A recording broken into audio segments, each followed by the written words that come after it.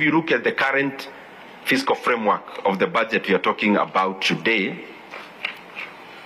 we have the projection of ordinary revenue of around 2.9 trillion.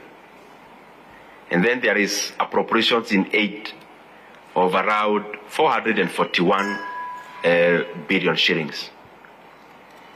Then grants of around 51 billion. Then there is a deficit.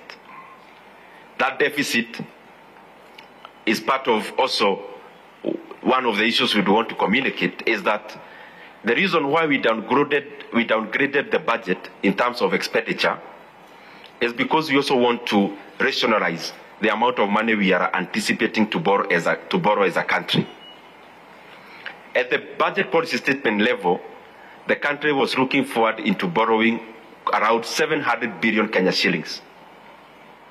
Now, in this budget policy in these estimates, we have brought down that deficit to around 514 billion Kenya shillings. So we have cut on the money we are expecting to borrow.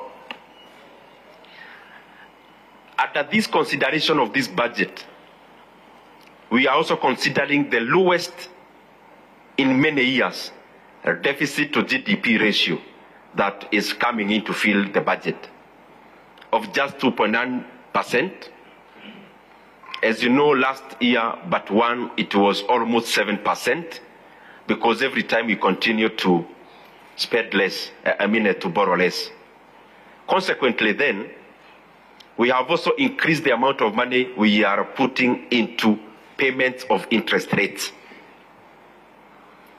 There is an expenditure in the budget called Consolidated Fund Services, which accounts for the payment of interest rates and also pensions.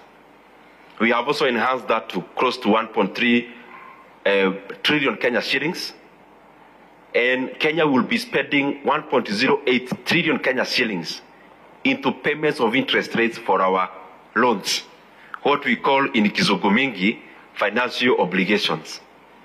They are loans we are paying for, which were taken, of course, earlier. So we'll be spending 1.08 trillion into paying interest rates. Maybe the only sunshine in that is that most of it, around 750 billion, will be interest rates to Kenyans, which is domestic, and the rest will be to foreign obligations. We'll be spending around 200 billion also into pensions, that is CFS.